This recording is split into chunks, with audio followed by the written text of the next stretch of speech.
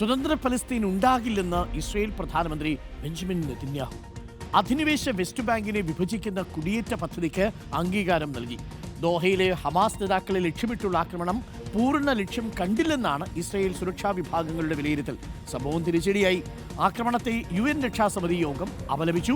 രാഷ്ട്രത്തിന്റെ പരമാധികാരത്തെ തൊടാൻ അനുവദിക്കില്ലെന്ന് വ്യക്തമാക്കിയ ഖത്തർ പ്രധാനമന്ത്രി ശക്തമായ ഭാഷയിലാണ് പ്രതികരിച്ചത്. ആക്രമണത്തിന്റെ പശ്ചാത്തലത്തിൽ അറബ് രാജ്യങ്ങളുടെ യോഗം ഞായറാഴ്ച ദോഹയിൽ നടക്കും.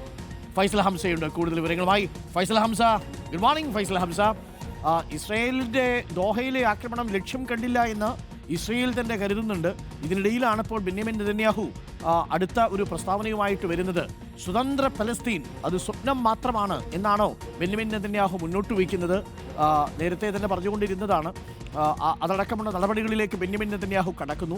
അറബ് രാജ്യങ്ങളാവട്ടെ ശക്തമായ പ്രതിഷേധവും സമ്മർദ്ദവും ചെലുത്തുകയാണ് ഇസ്രായേലിന് മേൽ. UN രക്ഷാസമിതി യോഗത്തിലേക്ക് ഖത്തർ ആഞ്ഞടിക്കുന്നതാണ് നമ്മൾ കണ്ടത്. എങ്ങനെയാണ് ഇനി മുന്നോട്ടുള്ള പോക്ക്? ഖത്തർ ഒരു വിട്ടുവീഴ്ചയ്ക്കും തയ്യാറല്ല. തിരിച്ചടിയൊന്നും ഇല്ലെങ്കിൽ പോലും അറബ് രാജ്യങ്ങൾ ഞായറാഴ്ച നടക്കുന്ന യോഗത്തിൽ ഇസ്രായേലിനെതിരെ ശക്തമായി ഒരുപക്ഷെ പ്രമേയം തന്നെ പാസാക്കിയേക്കുമെന്നാണ് സൂചന. എന്താണ് ബെന്യാമിൻ നെതന്യാഹുവിന്റെ പ്രതികരണത്തിൽ നിന്ന് നമ്മൾ വായിച്ചെടുക്കേണ്ടത്? Faisal Hamza, good morning. Good morning.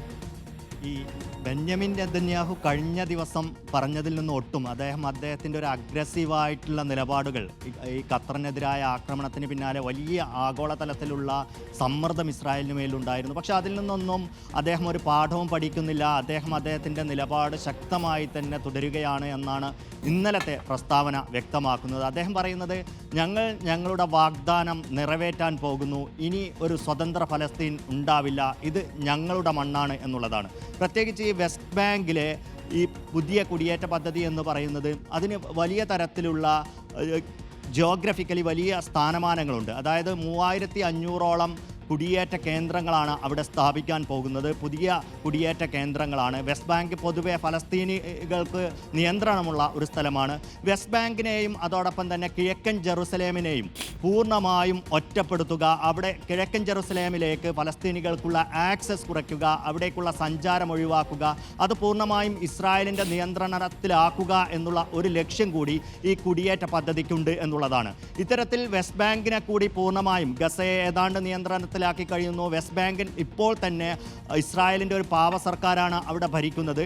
അത് പൂർണ്ണമായും അതിൻ്റെ ഭൗമശാസ്ത്രപരമായി കൂടി അവിടെ പൂർണ്ണമായും നിയന്ത്രണത്തിലേക്ക് എത്തിക്കുക എന്നുള്ള ഒരു ലക്ഷ്യം കൂടി നെതന്യാഹുവിന് ഈ ഒരു പദ്ധതിയിലൂടെ ഉണ്ട് എന്നുള്ളതാണ്. നമുക്കറിയാം, ഖത്തർ അടക്കമുള്ള മധ്യസ്ഥ രാജ്യങ്ങൾ അല്ലെങ്കിൽ ഫ്രാൻസും സ്പെയിനും അടക്കമുള്ള യൂറോപ്യൻ രാജ്യങ്ങളുമെല്ലാം മുന്നോട്ട് വയ്ക്കുന്ന ഏക ഫോർമുല പശ്ചിമേഷ്യൻ പ്രശ്ന പരിഹാരത്തിന് ദ്വിരാഷ്ട്ര ഫോർമുലയാണ്. അറബ് രാജ്യങ്ങൾ മുന്നോട്ട് വയ്ക്കുന്നത് 1967 അതിർത്തികൾ പ്രകാരം ഒരു സ്വതന്ത്ര ഫലസ്തീൻ നിലവിൽ വരണം എന്നുള്ളതാണ്. അതിനെ കിഴക്കൻ ജെറുസലേം അതിൻ്റെ തലസ്ഥാനം ആകണം എന്നുള്ള ഒരു ആവശ്യമായിരുന്നു. എന്നാൽ ഈ തരത്തിലുള്ള എല്ലാ സാധ്യതകളെയും ലംഘിക്കുന്ന ഇത്തരമൊരു സാധ്യതയും മുന്നോട്ടില്ല എന്ന് പറയുന്ന രീതിയിലാണ് നെതന്യാഹുവിൻ്റെ പ്രതികരണം ഉണ്ടായിട്ടുള്ളത്. അതോടൊപ്പം തന്നെ നമ്മൾ ചേർത്ത് വായിക്കേണ്ടത്, ഇസ്രായേൽ സുരക്ഷാ ഏജൻസികൾ കഴിഞ്ഞ ദിവസം ദോഹയിൽ നടന്ന ആക്രമണത്തെ വിലയിരുത്തുന്നത് അതൊരു പൂർണ്ണാർത്ഥത്തിൽ ഫലം കണ്ടില്ല എന്നുള്ളതാണ്. ഈ ആക്രമണം നടന്ന സമയത്ത് എങ്ങനെയാണ് ഹമാസ് നേതാക്കൾ രക്ഷപ്പെട്ടത് എന്നതിനെക്കുറിച്ച് അവർ അന്വേഷണം നടത്തിക്കൊണ്ടിരിക്കുകയാണ്. ആക്രമണത്തിന് പിന്നാലെ തന്നെ ഹമാസ് ഇത് വ്യക്തമാക്കിയിരുന്നതാണ്, തങ്ങളുടെ പ്രധാനപ്പെട്ട നേതാക്കളെ ഒന്നും വധിക്കാൻ ഇസ്രായേലിന് സാധിച്ചിട്ടില്ല എന്നുള്ളത്. എന്നാൽ ആ സമയത്ത് ഇസ്രായേൽ ആവശ്യപ്പെട്ടിരുന്നത് ഖലീൽ അൽ ഹയ്യ അടക്കമുള്ള നേതാക്കൾ കൊല്ലപ്പെട്ടു എന്നായിരുന്നു.